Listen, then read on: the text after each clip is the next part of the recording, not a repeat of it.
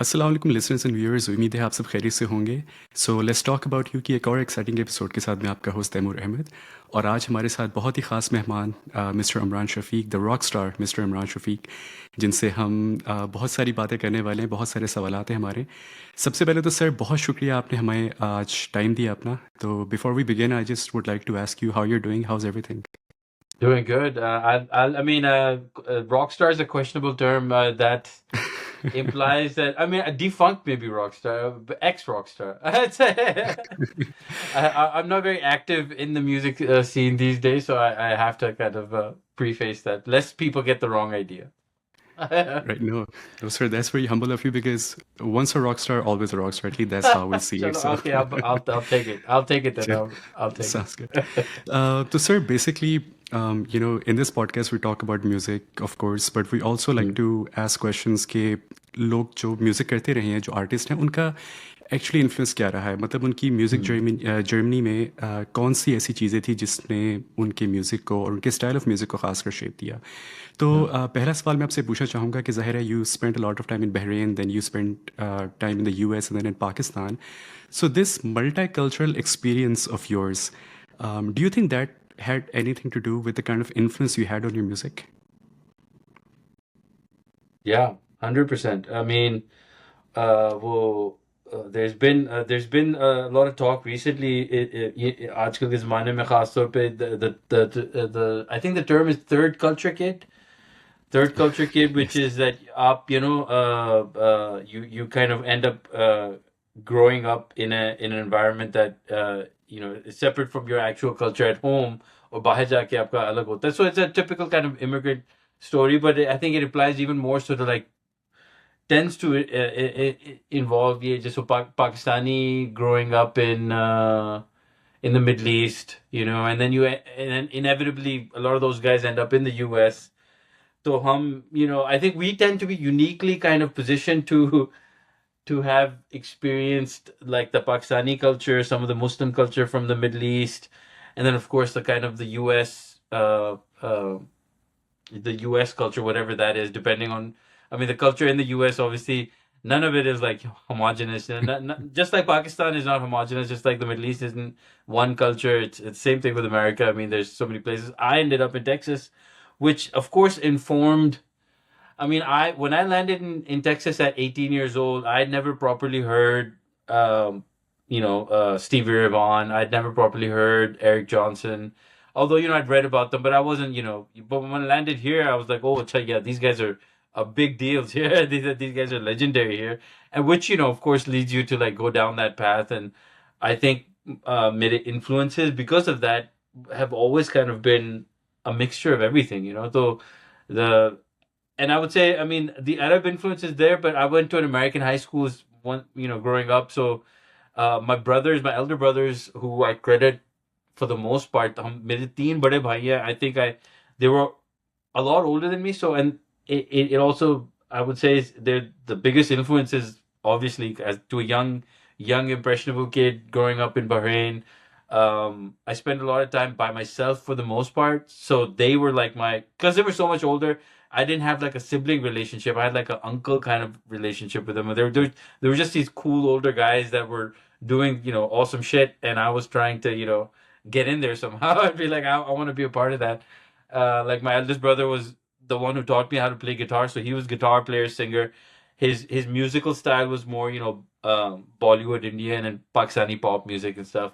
The other brother was more of a drummer, and he was into like heavy metal and punk rock, and he would constantly be playing me like the coolest music. Which so I got all my like from Basim Bhai, I got all my musical kind of influences. Although I mean I got my Bollywood stuff from the eldest as well. So it was all, I mean, I was always picking and not even I'm unknowingly kind of picking up all these things. And my third brother, Naman Bhai, he's not musical in that sense or artistic in that sense, but he's definitely a facts and figures guy. He loves to read and he likes to uh I would say some of my more compulsive obsessive compulsive behaviors kind of come from him, which helped me, pick up the guitar eventually, and I would laser focus on this. In I don't think I've never been tested, and I know it's a fashionable thing to say, but I'm pretty sure I'm somewhere on the spectrum somewhere somehow.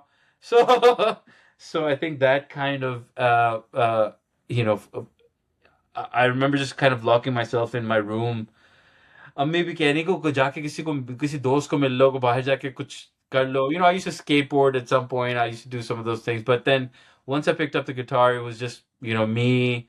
And I didn't have an amp back in the early days, so I used to run through a stereo system. So I would, whatever jugaad karke, it would be, some blasting through the thing. And, I'd put like guitar pedals. Like I got a distortion pedal from somewhere at some point. That was my only effect for the longest time. And that would be it. And then so घर में ghazal कवालियाँ. My dad was an avid.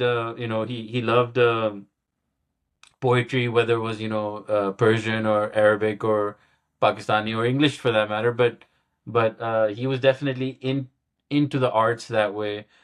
And I think that my favorite story is from my dad. Was he told me the story where when I finally came up to him and asked him, is like, okay, I've been playing the acoustic guitar for like a year or two, and I've gotten pretty good. I'd like to buy an electric at this point. So he told me the story. He's like, "Dekho beta," and he'd already gone through this with my eldest brother, who wanted to be a musician at some point and ended up being a businessman. My dad was like, "Hey, अगर जो भी है शौक अगर है और अगर पूरा करना चाहते हो तो 100% do it." And the story that he told me is that I don't know if it was him or his dad, but basically they brought home छुप छुपा के अपने family से कोई हारमोनियम या ढोल tabla. I'm not sure exactly what instrument now. और जब उनके अब्बू को पता चला तो they literally threw the instrument out of the house and like, मेरा बेटा मरासी नहीं बनेगा. There's no way. And that with that story, he said, "Kid, I never got a chance to do it, even as much as I like to do it." So, um, but he was also a successful businessman by that time. He's like, so follow your passion and pursue it as much as you want. Always remember to have a backup, a plan. Know how to do something else. Basically, he was like, go to Right. school, get your situation sorted, so you have ways of supporting yourself if the thing doesn't work out. Because like he said, I mean, the arts is a precarious career. No matter how good you are, no matter how much, sometimes you just not. Sometimes it's not in the cards. Sometimes it's not in Right. the written in the stars. So you have to kind of be prepared. So I mean, that was the I think that was the thinking, the upbringing kind of I had in it. But I think the multicultural aspect of growing up 100% influenced the way I approach it. I mean, listening to Vital Signs for the first time was eye opening to have to think that a guitar player could, you could have Pakistani music and have guitar solos, and you could have interesting ways. So my whole purpose, like for Moj initially, and the whole, I mean, I had something to prove, with Moj Right. was people were like, ये इस किस्म की music चलती है, इस किस्म की music नहीं चलती, or what could you do? And I was like, I wanted to make music that I hadn't heard before. Right. That was kind of the goal with Moj. And I was, in bands before. जब मैं college पहुंचा in around in the early 90s in the US. I was, in a prog rock band with, bunch of gores, a bunch of white guys who were, way better than I was. So my initial learning was done uh, there. And and so, but I was always involved fundamentally in Western music.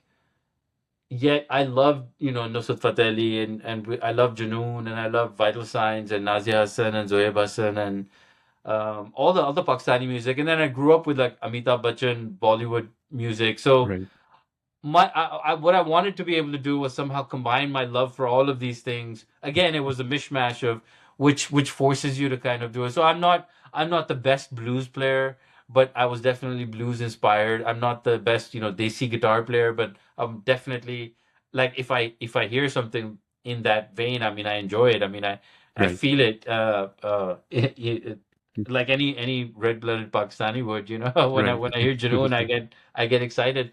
Exactly. Junoon specifically was my the gateway drug for me because I was like, oh, you really can do like you can do Zeppelin and add the stuff and then again I was always looking for the common denominator Right. and with between our cultures, between the notes, and then I found that there were certain things that are don't have common denominators in our in Right. our in our so there's some things that are just Eastern, and trying to make that not Eastern, it denigrates it. It kind of disrespects Exactly. it in, Yeah. in a way. So there's approaches in Eastern music and in Western music that I Mhm. that I realized again that happened way later as well. I mean, I think I was, I mean, ek to, there is a slight kind of inferiority complex that, third culture kids get, and then they're like, oh, Of the course. colonial mindset kind of kicks in, and they're Mhm. like, oh, so one thing is intrinsically has less value. And in my mind, I was like, oh, the West is so developed as far as their recording techniques and their harmonic ideas with chordal ideas and what they're doing with jazz and like modern Right.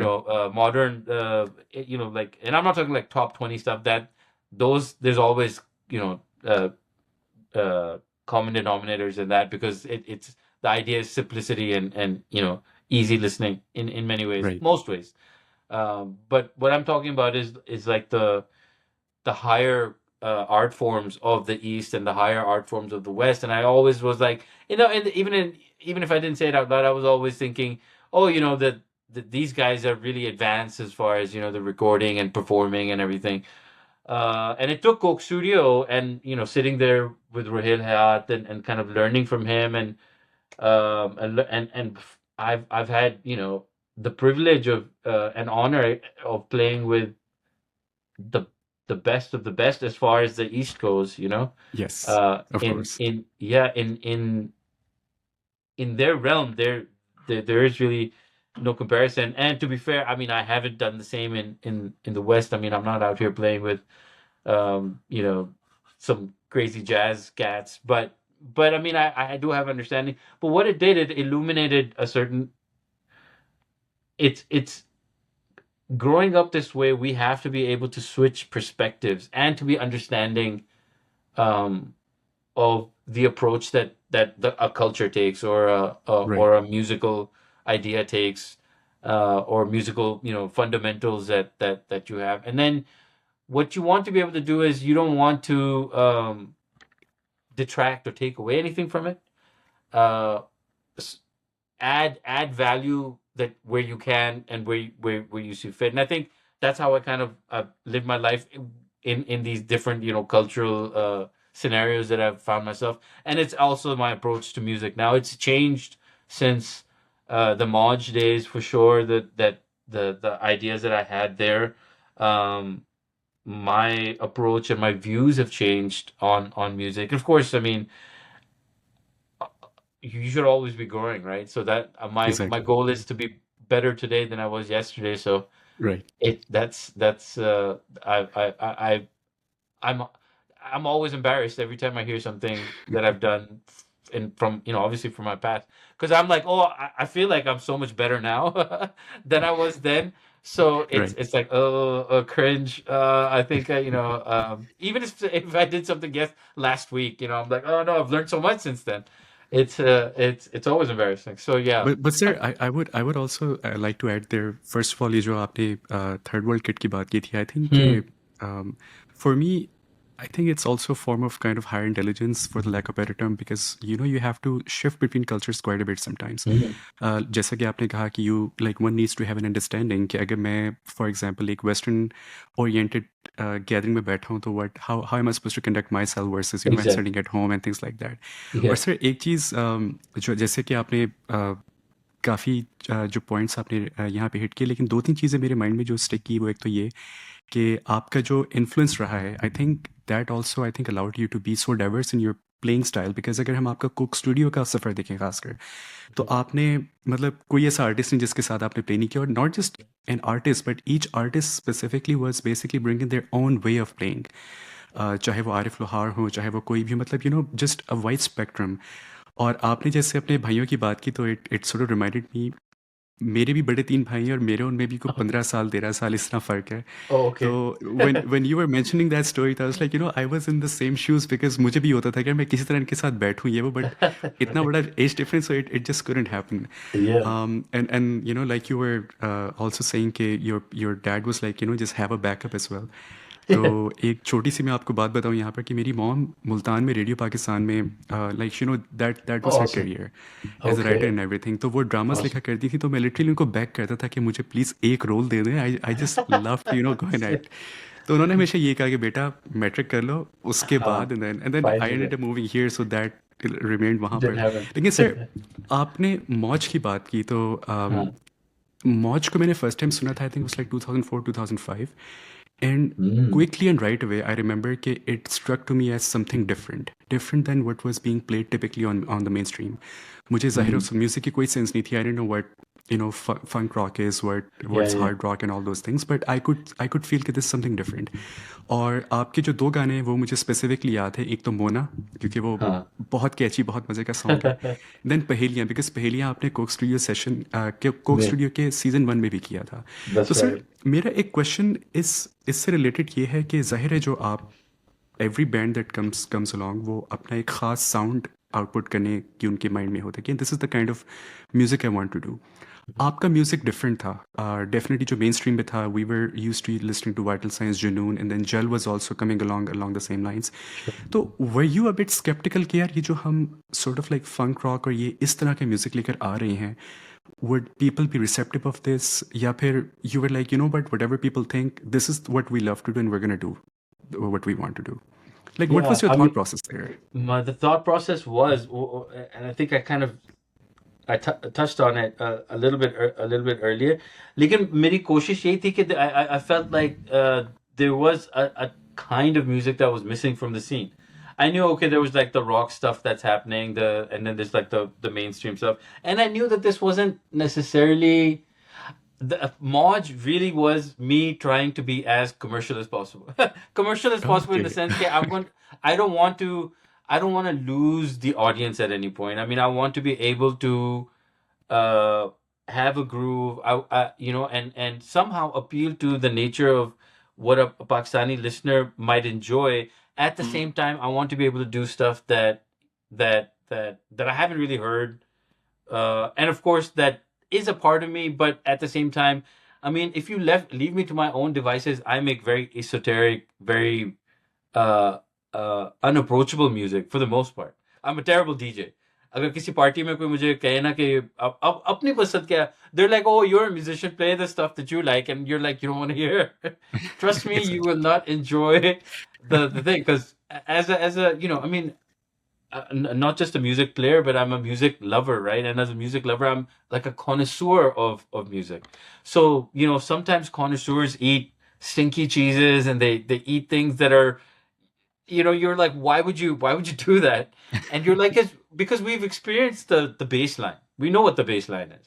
Right. And for most people, the bass line is perfectly acceptable and fine, and that's all they're looking for: a catchy tune, you know, an interesting recurring theme in a song, and a beat that they can, you know, dance to, or sing along with a vocal line, or something that, you know, they can relate to. But then I was like, you know, I've studied and kind of worked at this and listened to so much music over the years, and I was always attracted to the fact, and it was, I think, some of my earliest influences were, like, there was a band called Mr. Bungle in the early 90s, that my favorite all-time singer is Mike Patton from the band Faith No More, and he was also fronting this band called Mr. Bungle. And Mr. Bungle was notoriously all over the place, like eclectic, in the sense that they would be, you know, playing like Austrian polka music, and then they'll be doing like Tibetan throat singing, and then they'll add like some, Papua New Guinea tribal beats in there, and they'll mix it in with like thrash and funk and blue or like rock and roll or whatever. I mean, they were all over the. I mean, and literally they would play it for like a 30-second period, and then they would go into something else, and then so it was a mind bending and kind of a disorienting kind of music that I loved growing up. I mean, that was my thing. I mean, I was like, this is yeah, yeah, I mean, if I could, that was. And for a while, when I was in my like prog rock band, I would always be throwing in, ideas like that. So I always loved catching a wide variety of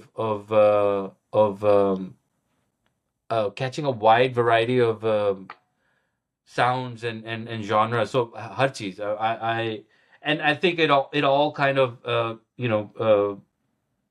accumulates in my head. So my wife is like Mexican American, so there was a lot of like Latin music that I was listening to at the time when Moj was happening, and you hear that influence. Yes. Juanes and a couple of these other like Mexican rock bands that I kind of I was like I like how because they would be taking standard rock and roll guitar tones and adding Latin feels to them. And I was like, oh, okay, this is something new. And so I was like, okay, what if I mix that with some of my funk but punk and ska influences that I have, and some of the bluesy stuff that I really like, and some of the Junoon, inspired kind of Mhm. lyrically and thematically. I mean, there was something like that. But then I was like, I don't want it to be old and stuffy. And again, this is my thinking back then. I mean, my appreciation for the old and stuffy Eastern lyrics have over the years, changed, and I've become much more appreciative. But I think again, I was a little, I was like, yeah, I wanted to sound like a modern Pakistani guy talking, as opposed to someone who's so flowery and so जो एक traditional हमारा जो style है उर्दू में, which again I've learned to love and enjoy at a depth that I had no idea back then. Again, so Right. when I say when I was doing this, I was thinking 25 years ago I was a different person. So Right. it so what I was thinking is, I want it to be conversation. So we found a poet, Zishan Sahil, um, who he also had a degenerative disease, so he was slowly, unfortunately, and I believe he's passed away now. I never got a chance to meet him, although I had friends who did get a chance to. So I met, we knew his teacher in Houston.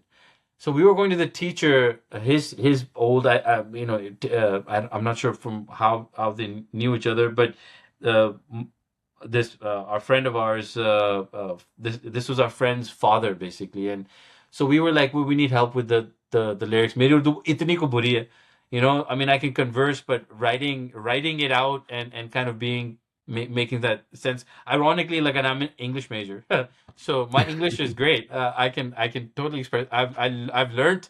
I've went to school to learn how to express myself in English. I'm a bilkul zero as far as Urdu goes, unfortunately. So I mean that was the whole big thing. I would sit with the Atif, the bass player, and I'd be like, okay, I wanted to say this, and how would we say it in Urdu, or I wanted to have this rhythm. What can we say to have this rhythm? So once we went to the to Sir, and we were like, yeah, hame madad chahiye with some of these Urdu lyrics, and then he would do the typical kind of lyrical, over the top, flowery shairi jo, which was, and it was great. It just, I was like, it's not fitting the music, right? The music, So exactly. how do we make this, match? And I think that the whole time with Moj, I think the biggest problem that the biggest hurdle to this day has been taking the music and making the lyrics with the words and the melody fit well enough without making it sound too Farangi. I don't want it to sound like a foreigner singing in Urdu, So that was always a big concern. And I think it does kind of sound like a foreigner singing in Urdu, because I am sort of a foreigner singing in Urdu. Right. Um, but then so the sir was like, yeah, I have a student who writes poetry in a very, very modern, in a very modern way. And he had a book, and the book of Shairi is called Email. So just the name of Hmm. the Yeah. the book of poetry, I was like, oh, email, really? Okay, cool. This is like, you got to think 2003, 2004, Right. very, very forward thinking, right? So we got the book. He actually gifted us the book, and we started going through it, and I would have Atif just, I'd be playing some, music, and he'd be kind of throwing out, oh, well, what about this line or this line? And we picked up like two or three songs basically from that book. And you know, in the West, again, you're allowed to take a piece of poetry and distort it and mess with it and add your own thing. It's a big no-no in the Eastern world, right? So Yes. again, not, I don't know if I knew this. I didn't care as much. I was like, yeah, we're just gonna change. I like it, but we need to change it up. So we changed it up. Uh, so we did that with with quite a few things. And then I heard about it obviously once I moved back to Pakistan. They were like, "Hey, you should not be messing with like the classics." I Messing was with like, the class. "Oh, Yeah. sorry, I didn't realize how serious this Right. that is sometimes." So I mean, Absolutely. eventually I learned that, but I mean, at the time my goal was just to somehow make it fit. I remember Pahelia, like you mentioned, was um had an entirely different um set of lyrics, and the song was done, and this was like, maybe we were like 2 weeks before starting to record the album or something. We were starting to, at the time we were working, and he's a good friend of mine still to this day, and he's a producer in Pakistan now, doing really well. But Taha Malik, and his garage, we started the recording process, and I think literally 2 weeks before we were set to go start recording, I was like, these lyrics are trash. They need to go. So, and I remember Atif kind of being like, "Are you serious? Because this Yeah. is from the scratch. We want to start this." And it was a nightmare. And by nature, I'm a very relaxed guy. I nothing phases me usually. I'm very even keel for the most part. But when I had the mods thing was happening, and I really did have something to prove with that album. And so you get dictatorial. You get a little bit like, Right. no, it has to be this way. I Yes. remember Atif getting pissed off. He's like, well, what are you trying to do here? It's like, I thought we were just having fun recording some stuff. I was like, no, there's more to it than this. And not that I knew that 20 years down the road, at this point, people would still be asking me about ask me about the album. but Right. but the idea was to do something that I hadn't heard. And ultimately, I wanted to be able to the best of whatever my standard was, I wanted to exceed my standard. So I Right. wanted and then when he asked me, it's like, what are you trying to do here? Who are you trying to impress? I was like, the only person I'm trying to impress is myself. So if I can manage that somehow, and at the end of the day, I mean, I felt like, okay, it's there somewhere. And then, but as an artist, I think it's almost impossible to ever be satisfied with what you've done. No Of matter course. how many people, like my daughter's a great, she's a she draws, and she's fantastic. She's really good. Like I mean, I can draw and I can sketch a little bit. I know what you know what things to do generally, what it takes. I see her stuff and I'm blown away, and I'm like, wow, this is so good. She's like 13. Um, I was like, you need to, like, uh, show this, or why don't you come and you're she's like, I hate it, it's not good. It's like, I'm like, okay, I see where you get that from, because I have similar problems. I'm very, very, I can appreciate it in other people very easily. I'm very appreciative of art being done by other people, but when it comes to my own Your art, own stuff. my own output, I tend to be super, super judgmental on it. And Right. which I think is a good quality to have as an artist, because it keeps, and the goal is to keep your standard high. I've Yeah. purposefully relaxed my standards in many ways, and I because I also learned that the fun part of it is letting things happen naturally, which was a big part of Mhm. the way Coke Studio would work. Is um, because my clinical like Western minded brain would be like, we can do this, we can add this here, we can add this here, and Rohil be like, just let it play out, let the singer Mhm, do his thing. And it mhm. was a very, very Eastern approach. You like, you let the lead instrument lead. You don't Yep, add your own shashka in the back. You know, try to keep it as simple as possible so you can follow along with what the lead instrument is doing, because what he's doing is the most important thing at that time. So similarly, I think for, I mean, like for Western approach to music, you tend to like, compose it very strictly. I was very much mhm, into like, it should be a 3 minute pop song, no fluff, no extra, just trim all the fat. It needs to be just as tight and concise. And, you play it the same way every time. And I can't even imagine doing it like that now over the years, because the process has changed. But what I learned from the Coke Studio experience was that the magic sometimes happens in between the planning that you're doing. And sometimes you can plan things to death and destroy right, the whole situation. And then sometimes it calls for it. Sometimes you do have to sit down and say, okay, listen, we got to do this 4 times so we can move on to the next thing, or don't go right. too long, or don't play too much, or you're not playing enough, or whatever it is. But for the most part, that the angle and the approach that I had with what I saw, and sometimes it was, and that's when I realized it's like my my instincts aren't always the best sometimes, because there were songs on Coke Studio that I thought that were going to be massive. Or like, I mean, or I was like, oh, this is my favorite song. This is the song that from the season that I can get behind, and that's the one that the least amount of people would listen to, and then the Hmm. one song that I was like, oh, that was terrible. How are we going to salvage that wreck? And that turned out to be like the biggest hit of the season. And we would just be like, okay, well, I guess no one should listen to me on advice on how to make it in the industry, because I will steer you wrong. So if you do the opposite of what I'm telling you, then you probably be successful, is सही what I say. that's very again humble of you to say. But sir आपने Coke Studio की बात की तो जैसे आपने Rohel sir की बात की and also you mention about जुनून।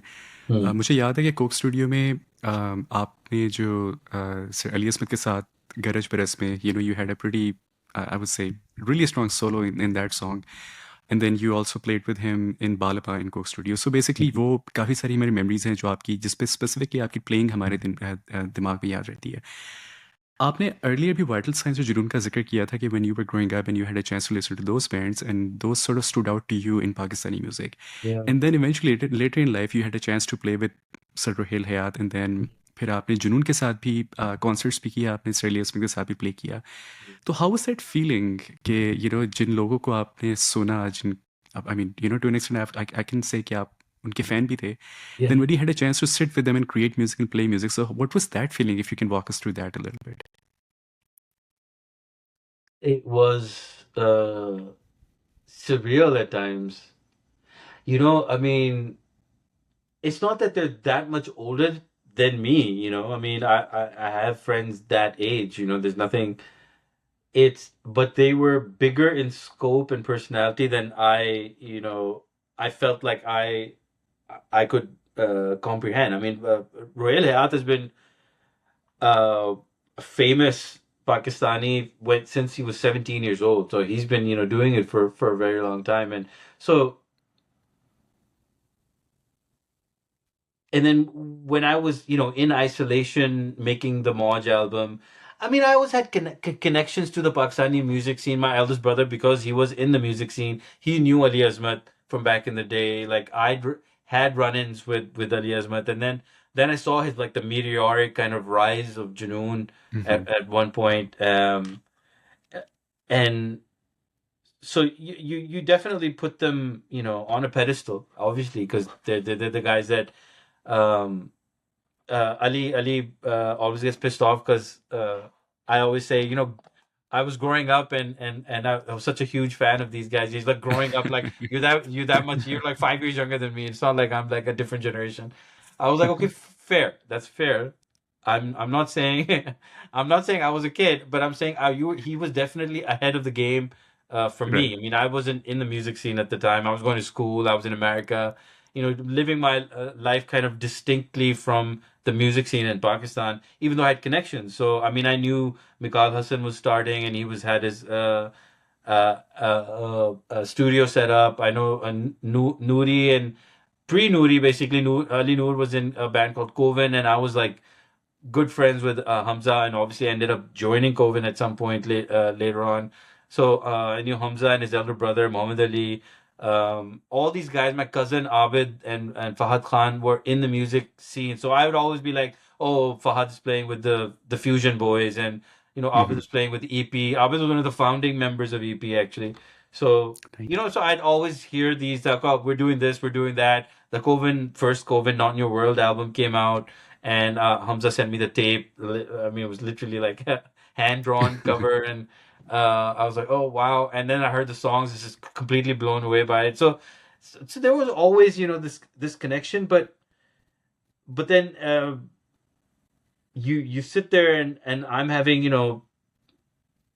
green tea with Rohel, discussing philosophy and life and music and everything and well I mean I don't know what they think of me but I consider them friends. I mean they're not just inspirational so that there's always a kind of a public perception and a public persona and then what these guys are like uh, uh, in a personal one-on-one setting and they're as awesome and as crazy and eccentric as they are, they're I'm again privileged to call them friends at this point. So it's surreal. It's the first time I remember Raheel called me and asking me to join him for the first kind of initial get together for the Coke studio planning that was happening. I was pinching myself. I was like I can't believe I just talked to Raheel and I mean, you always want to play it cool because these guys also Right. don't want you to be like fanboy. I mean, they want to work with you. Right. At that point, they don't want someone just fawning over them and being an because I mean, as much as nice it is to कि कोई recognize कर रहा है और it's very nice, but generally you I mean हमारा जो काम होता है you just want to get on with it. I mean Right. Ali Azmat का यही था कि आओ गाने सीखो and we'll hang out and but then you have to learn the songs and then we're working on like the next album. So we spent a month just working on the Clash and Folk stuff. But there was so the friendship aside, then you get down to work and we all work with a singular purpose, which is to make good music, which is to again impress ourselves. We want to be able to just say, oh, whoa, that's cool. That's and then if other people like it, great. That's always a plus.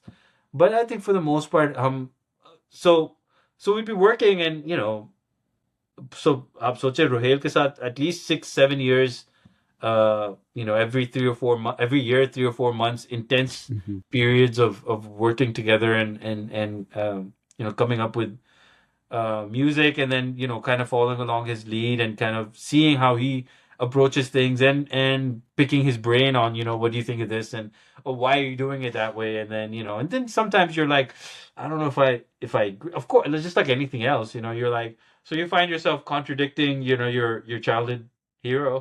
Sometimes you're like, oh, I don't know about that, but okay. And but again, I mean, you learn, and I think I can safely say I haven't met anyone that who is inspirational to me or who's in some regards like famous that I felt, oh, he doesn't deserve it, because Right. there is something, there's an, a certain amount of will, and and some people get lucky for sure, but they don't survive for long, and I Right. think there's a certain amount of will and grit that you need to have um to be in that position.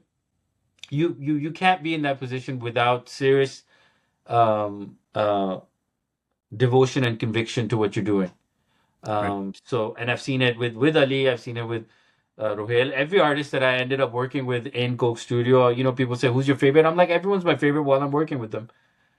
आपको सबसे मजा किसके साथ आया? I was like, कि मजा तो तब आ रहा होता है when we're working on something and trying to better ourselves, better the music that or sometimes destroying something, making it worse. I don't know, but opinions vary on how things turn out sometimes. But I mean, our goal and with the purest of hearts was to make uh, you know good music, and I've seen just about everybody there, and personality flaws aside, they all have that. They all have that Right. will, uh, and it's a compulsion. मैं अक्सर कहता हूँ कि it's not something you can kind of help.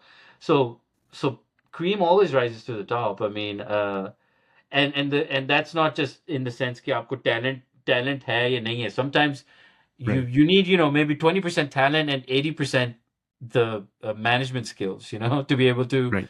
navigate the treacherous waters of the music industry somehow, and promote yourself and be able to do that's skill, especially in Pakistan, because there isn't like a super developed music industry. There's barely a Right. music. In fact, there is no like what you would say like an industry of what you आप Pakistan India का तो कह सकते हैं कि हैं वहाँ, Mhm. there's a like a Bollywood train, and then there's a alternative kind of music circuit in India. तो आप there are people in South India who've been पूरी जिंदगी they've been making music, and they've never sung it in Urdu or South Indian, whatever, Malayalam or anything. They've made a whole career out of singing English songs, English rock songs, Mhm. which is Right. you can't even imagine कि आप पाकिस्तान में इस तरह कर सके.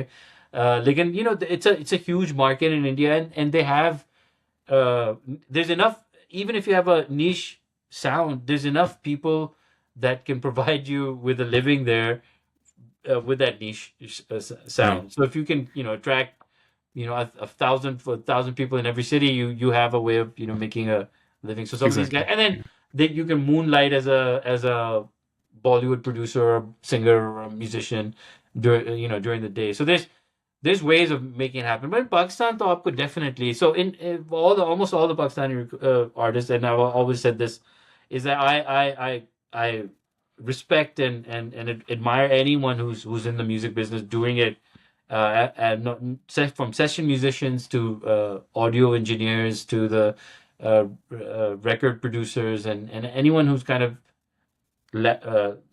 vertically or horizontally involved in the making of music, and all in the arts in general. It's a thankless Right. job for the most part, and a lot of people suffer for that art in Pakistan, बिल्कुल. um, and it can be rough. So I salute and respect all those guys that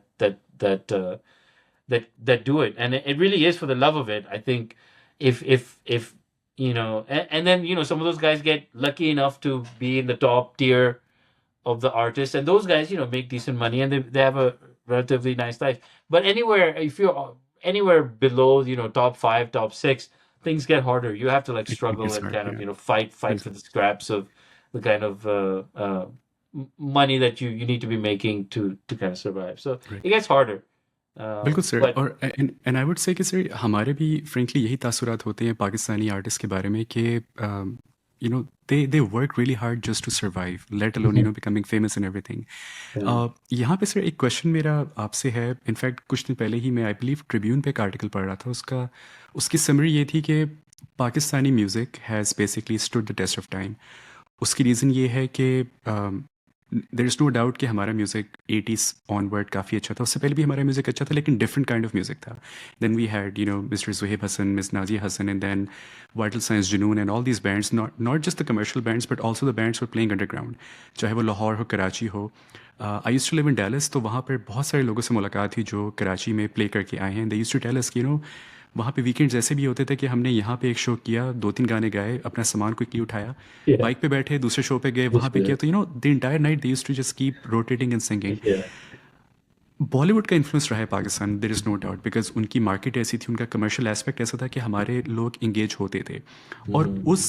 क्या कहते हैं माहौल में रहते हुए भी Pakistani music ने अपना नाम बनाया, अपनी लिसनिंग एंगेज रखी। I think like you were saying कि that it in itself deserves a lot of respect.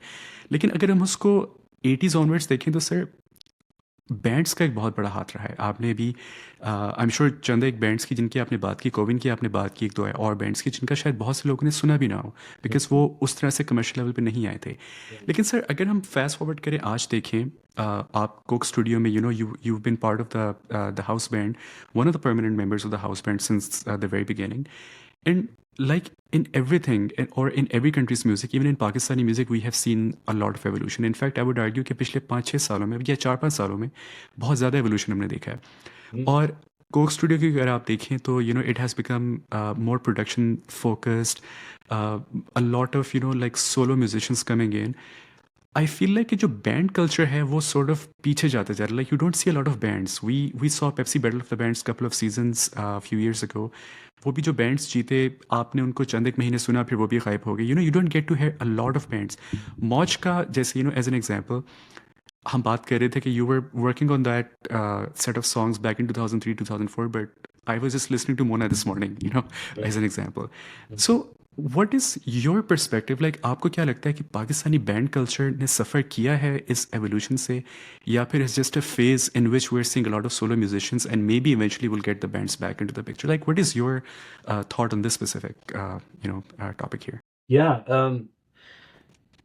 bands was a thing, um, and this is a worldwide trend. It's not just in Pakistan or in India. This is what's happening. I think just yesterday I was reading an article about it, and they were saying, okay, the trend that if you look at the data, basically from '84 onwards, it's been declining and continues to decline. There's a variety of reasons. I mean, financial is a huge reason, and also studio and the way things are recorded now has up. You don't need a high tech studio and that big old mixer that you needed to be able to record like 100-piece orchestra or something. So you just need a laptop and headphones and a mic, Right. and you can make Mozart if you feel like it. It so जैसे पहले होता था कि you need a guitar player to help the singer write a song. Now you need a producer with a laptop to help the singer make a song, right? And they will make a song that doesn't require a drummer, that doesn't require they just have a little keyboard and they can tut, tut, tut, tut, tut, and program the drums, take a guitar sample from here, and you can program a bass line or synth. I mean, the sound itself has become the more hip hop, more EDM type stuff is they're not real instruments for the most part. I mean, you could be based off real instruments, Joby, or you can sample stuff, Mhm. but it's not needed. You don't need a guitar solo. I mean, guitar solos don't exist anymore, really. Just Right. तरह हम Yeah. सोचते हैं. I mean, I listen to guitar music specifically to hear guitar solos. यानी कि Yeah. I hear like Guthrie Govan or some guitar player, Joe, they're releasing instrumental tracks because I'm like, okay, I get to hear a guitar solo. अगर I'm modern pop, I mean, there's no guitar solos in Kendrick Lamar, but I mean, Kendrick Lamar is the modern pop artist. I mean, he's the guy who's Right. who's kind of the the main kind of cultural. Whereas Michael Jackson had Slash, he had Eddie Van Mhm. Halen, playing on his songs. There's no need for that anymore. I mean, maybe you collab with another rapper, or Mustard. Mustard is the producer on Kendrick, so he's the rock star. He's the guitar player now. But instead of saying Slash play the guitar, they're like Mustard on the beat. So again, it's a different approach, and there's nothing wrong with it. That's just how you. I, I remember when I first came to college, in one of my English classes, they said, write an essay on some topic that you care about, and I wrote on the evolution of music, and he stopped me as soon as I said the title of my essay, and he was like, "What do you mean the evolution of music?" I was like, how it's evolved over the years, but he's like, I mean, music doesn't evolve. Are you saying it's better now than it was 100 years ago? And by what measure does that hold true? And I was like, okay, you have a point. I can't say the music is better now.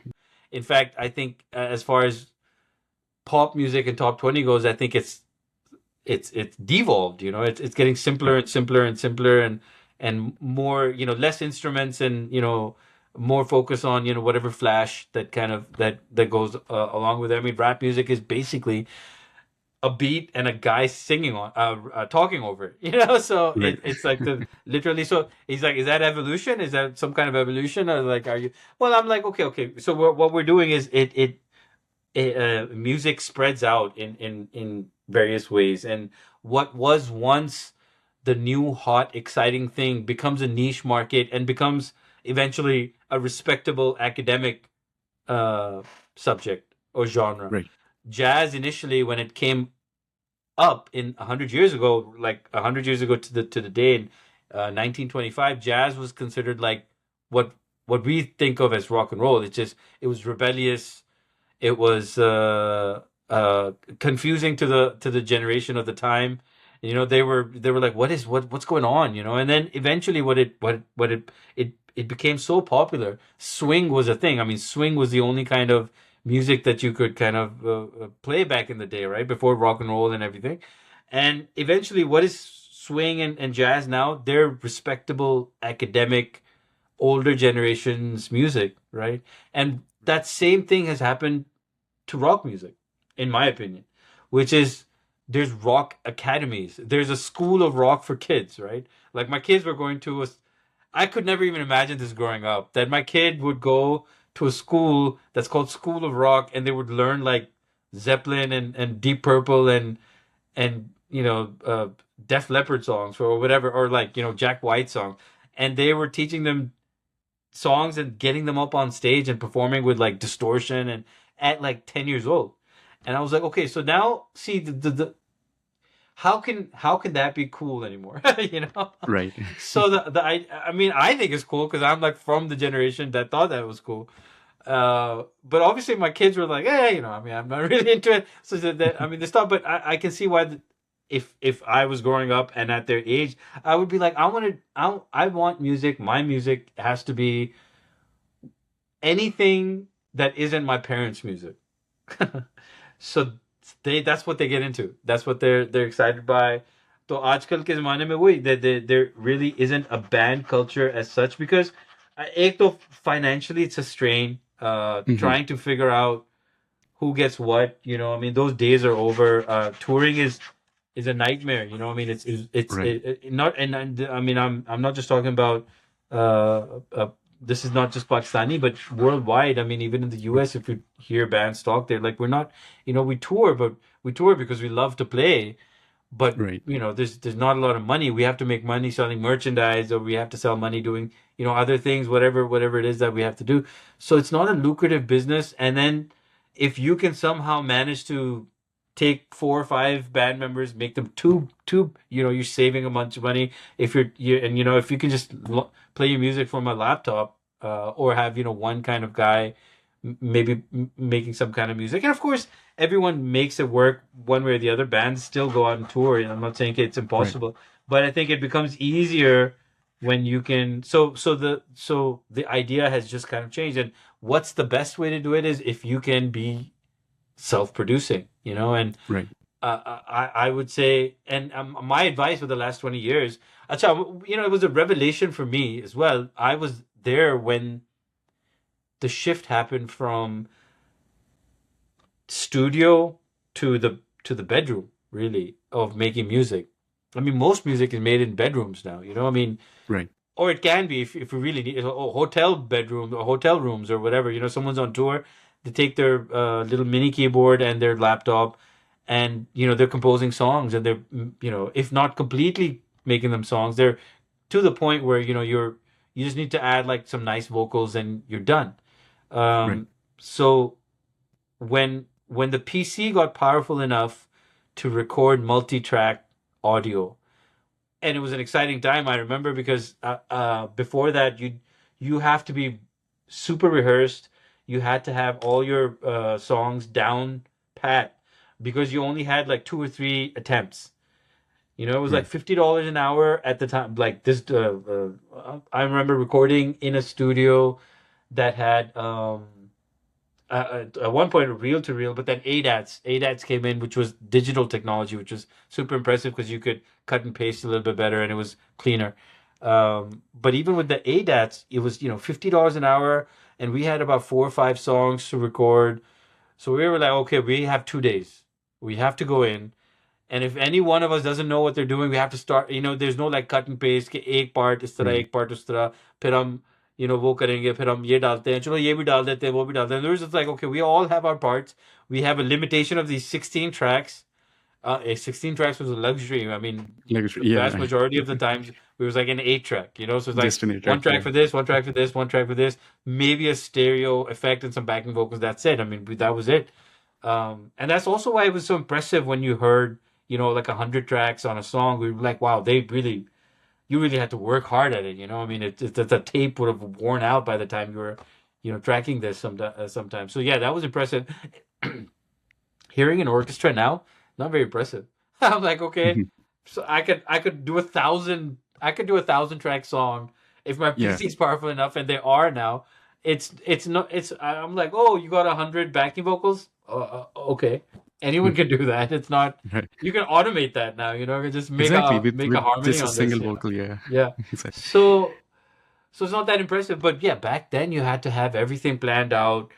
If someone's messing up, we'd be like, okay, we gotta, I mean, it's kind of like the way we recorded Coke Studio, honestly, initially back Exactly. then, Yeah. which is, even then we had the luxury of, we can take 3 tracks, and if the first part of this track, and then the second part of this track, and the third part of this track of this version that we've done, if they're good, we can cut and paste them together and make one solid track. So there's no mistakes, and then they could, and that was one of the advantages again of digital technology that you could record on PC, is that you could be mobile with it. You could be, you didn't need to start and finish as long as everyone is playing on the click track and everyone has a general sense of where they are. You can kind of cut and paste multiple takes and put it all together and, Right. and, and make it, where it was a lot harder back in the day. I mean, did we record with click? I mean, we started recording click tracks. I hate it. I've always hated click tracks. It's a pain in the ass.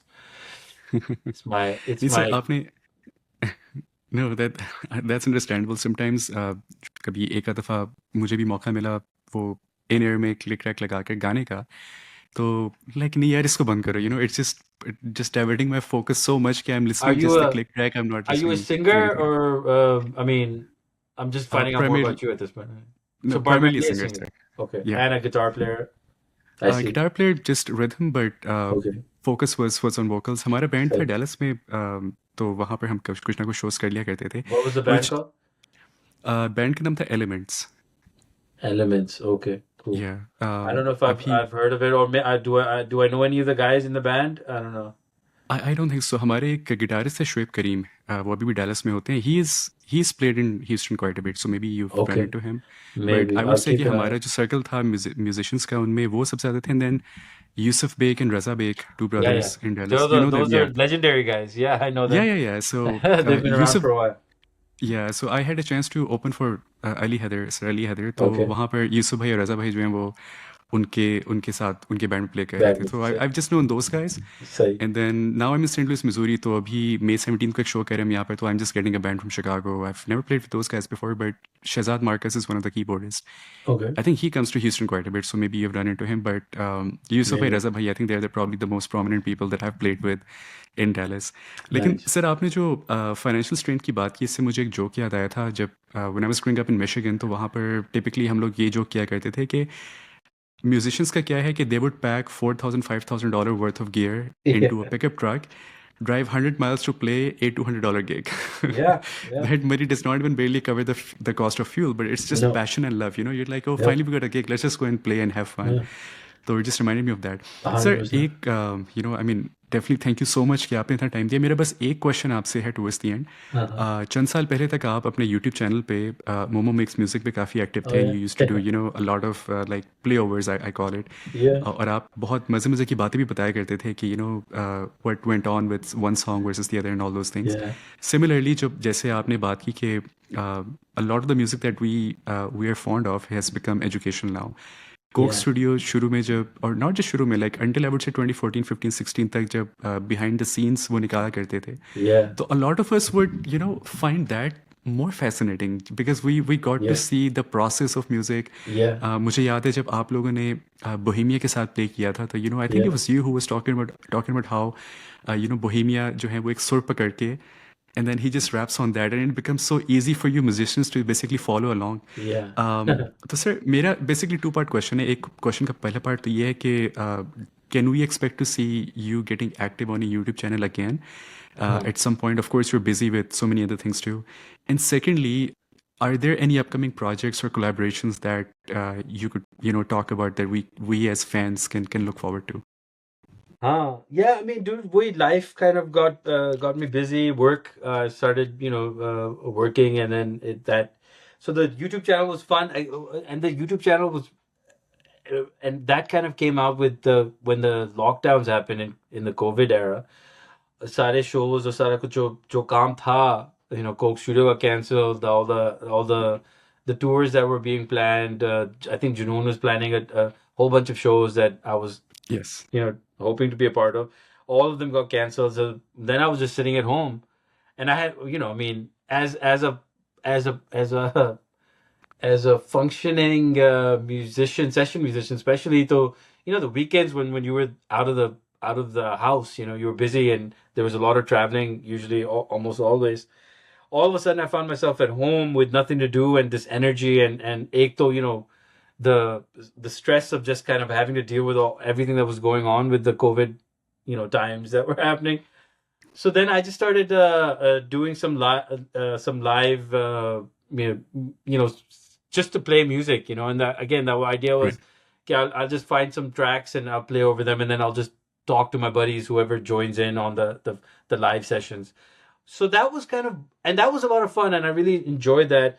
And then, once I moved back in the midst of all that to Texas, तो फिर मैंने सोचा कि अच्छा चलो YouTube पे start करते हैं. And I enjoyed it, but the I enjoy the live aspect of it more so than the YouTube and the cutting and pasting and the editing. Video editing is really not my Yeah, thing. it's a pain. It takes a lot of time and energy and everything, and it becomes annoying. So I kind of started it, and then I had a friend who was helping out as well. It was like he told me about get kaun sa camera and get some better lights and set up your situation a little bit better. And then I just got a job, and eventually it kind of faded as far as how much time I had to devote to it. So it just never kind of do it. But I'm always in the back of my mind thinking, I gotta start that up again. So we moved into a new house since then, and I have all the gear and the equipment. I just haven't set it up, So I think eventually that I'm sure I will. And I am definitely working on and I'd like to kind of throw this out there is that there's a new, it's called, the site is called rogueradio.xyz.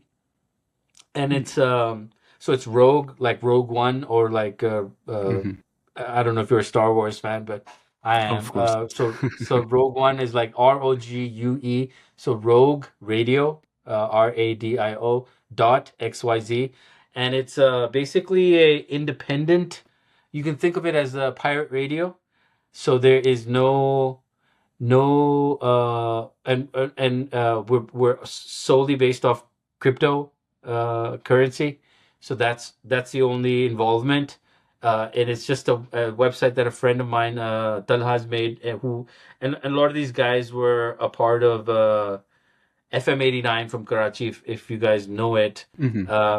FM 89 is probably my favorite radio station, precisely for this approach that they had, which was, man, they played some amazing music. Like there were no limitations, Yes. not just Pakistani, but every bit of awesome music, and they were the DJs were really good and unfettered.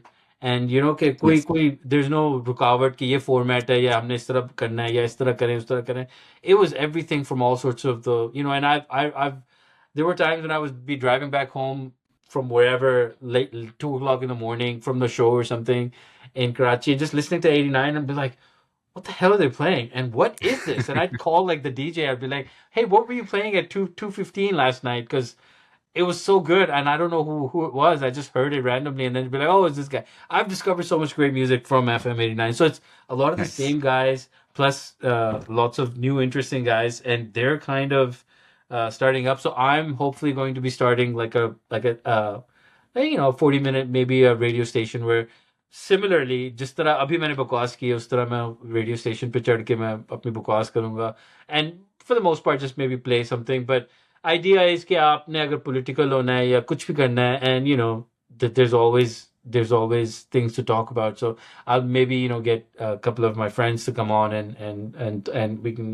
discuss uh, random issues. It doesn't have to be. Again, I like the fact that it's unfettered. आपको कोई वो the prime directive is कि just bring whatever is on your mind and whatever you're listening to or whatever you like these days, and kind Hmm. of share that with the world, without Right. without being limited. So rogueradio.xyz, I'm still figuring out my connections. Once I do that, though, I will be set up for cool YouTube stuff as well. And I think the YouTube Inshallah. stuff for Rogue Radio is also coming up. So I think I would tell anyone who watches this to kind of check out rogueradio.xyz. Absolutely. It's a cool new project. Ultimately, it's a cool new old project, right? It's it's radio the way it used to be, in the sense that there's no corporate overlord telling us Hmm. कि आप ये कर सकते हो वो कर सकते हैं. हम basically अपने अपने मतलब की अपने style से, and eventually the goal is अभी तो 3-4 DJs हैं. Aisha Alam Khan, who was she was a presenter and actress. She's been in the entertainment industry for the longest time. She's the one who kind of brought me on when I met her at another podcast, I think, that I was doing. And I met her there, and she was like, "Oh, there's this new thing if you're interested." So I've just kind of gotten into that. There's always musical ideas and things, joke, and I don't, I don't, I think I have a level of PTSD from Coke Studio with like the click track drives me crazy. So as soon as recording and those things kind of come into the picture, I kind of back away just because I'm like, oh, it's Right. I. I come up with a new song every time I pick up the guitar. Whenever I pick up the guitar, I'll sit down and I'll be like, oh, this is a cool riff. 15 minutes later, by the time, when you would think, oh, maybe I should record this or maybe I should complete it as a song, I'm bored with it. And then the idea of, okay, then I'm going to play this song like 100 times while I'm recording it. And then I have to mix it. And I'll have to hear the song 100 more times. And then if it ever gets released and, you know, by good fortune or ill fortune, it becomes successful, then you have to play it for the rest of your life forever. And Yeah. by that time, I'm just like, you know what? I don't need to do Yeah. it. Forget It's about okay. it. I Yeah. don't need to. I don't need to. I don't need to record it. What I do Exactly. still love doing is playing music, and I still love playing music with getting a bunch of people together. And whether कोई किसी की महफिल लगी हुई है और वहां जाके मैं acoustic बजा रहा हूँ, I get the same pleasure and joy. In fact, I get more pleasure and more joy out of playing in those situations now because it's carefree, it's stress free. I don't have like a little blinking light saying, "Oh, things are recording." Now you have Right. to smile at the camera, and also don't mess up your guitar solo, and don't do that. Stress free, just fun. I mean, I can just play it. So I have a bunch of boys that I play with in Houston, and I'm always looking for new people to play with. So, and then if anything comes of that naturally, then that's fine. But my days of like trying to fit a square peg in a round hole are over. So I just take it easy. I'm like, okay, fine. Yeah. If it and honestly, dude, AI can record and make your song in 5 minutes, 3 minutes, Yeah. if you really need to get it recorded. I know Ali Noor recently discovered when I was in Pakistan over the winter break, and I met Ali Noor at Saad Sultan studio. Actually, that was something that I ended up doing randomly. Hmm. Saad Sultan is a producer. He's produced a lot of great artists already. He Yep. did In the in the box. box Okay. sessions last year, and then he ended up doing. He was in the process of doing one, and my cousin that I mentioned, Fahad Khan earlier, was he's a drummer on that. So I think I just randomly called Fahad and I was like, "What's going on?" And he was like, "Where I'm going to the studio, Saad's," and I was like, "Oh, I'd like to meet Saad." So I went out. I'd met him briefly before, but and he's always been, really nice and kind as well.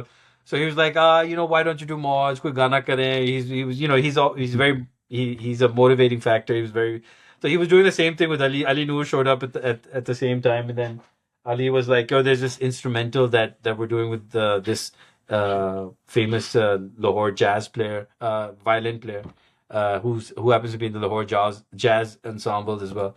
तो Mhm. उनका एक instrumental है लेकिन हमें उनकी base की नहीं समझ आ रही है Ali knows play them guitar so I don't know what to do so it was like I just randomly showed up and I was like okay give me a bass I've never officially recorded a bass part anywhere so I just late night one night randomly sitting at Saad's place we ended up recording the bass part for it and then do teen din baad he was like we're shooting the video as well so if you could it would be great if you join in on the thing and then at the time he was like and we actually recorded a couple of demos of new I don't know if they're mod songs they're songs I had their music Mhm. lying around that didn't have any lyrics that needed and they were like इसको हम in sessions के लिए हम करते हैं but I wasn't there for long enough and शादियां चल रही थी and I was busy with so many other things it became really hard to kind of focus on that तो मैंने कहा अगले season के लिए रखते हैं we'll come back to this but so that there's that one आगाज which and it's an instrumental violin track जिसमें मैं bass बजा रहा हूँ that just came out and I think that so check out the in the box sessions आगाज is the name Yes. of the instrumental but he's got some great other songs those some great new artists it kind of fills in the gap where I think because Coke Studio now has a cool new feel but it's a different feel from the way we used to do it and Oh yeah. even Agree. Nescafe is completely like different as far as their sound so I like the fact that in the box kind of has that old Hmm. 2010 vibe from it, Right. which is Exactly. live instruments. So it's fun. So बिल्कुल. yeah, check In the Box out and check rogueradio.xyz. And I'm sure there's going to be Exactly. new stuff coming out. But I think you brought up the whole YouTube thing. I think that is something. It would be fun to kind of bring that back in as well. Absolutely. And to everybody who's watching and listening to this, I will put the links that Sarmran mentioned in the description of this video. So make sure you guys check it out. Sir, thank you so much. आपके time का बहुत अच्छा लगा आपसे बात करके. Yeah, man. एक दो चीज़ें मैं बस कहूँगा कि आई थिंक अक्सर मैं लोगों को बताता हूँ कि life a lot of times it's much easier than recording something खासकर when it comes to music तो लोग कभी कभार यकीन नहीं करते जैसे आपने Uh, बात की कि जब हम पीसी भी करें तो as soon as we hit record it just like for me it's more stressing कि okay now I need to make sure I don't miss a note ये ना हो ना लाइफ में तो बहुत सारी चीज़ें आप इन्जॉय करते हैं और बहुत सारी चीज़ें वो yeah. हो भी जाती हैं and as somebody who who been a fan of your work for long time Red Bull Sound Clash हुआ था उसमें आपने सर अली असमत के साथ प्ले किया था सर की ये पहाड़ का जो आप लोगों ने वर्जन किया था उसमें जो आपने सोलो प्ले किया है through out the Yeah. Song जो आपने रिफ्स वगैरह प्ले किए हैं Uh-huh. that helped me through COVID quite a bit. So I personally Awesome. wanted to thank you for that because Awesome. for me that was like a totally different version of Sir Ki Pahar और खासकर जो आपकी playing थी जो आपने tone use की and the way you were playing throughout the song it was just amazing. और again as a fan I would say Sir कि whenever you start rock radio or you become active on YouTube again I can easily tell you there's a lot of people out there who would love to listen from you more. So please, Good. sir, whenever it's very encouraging to hear कि आप उस बारे में सोच रहे हैं because that is Yeah. one thing that we absolutely would love to look forward to. And again, sir, thank you so much for your time. बहुत अच्छा लगा आपसे बात करके and inshallah I'll keep you posted as soon as this is out. And inshallah we'll stay in touch as well. Awesome, man. Thank you. It was always fun.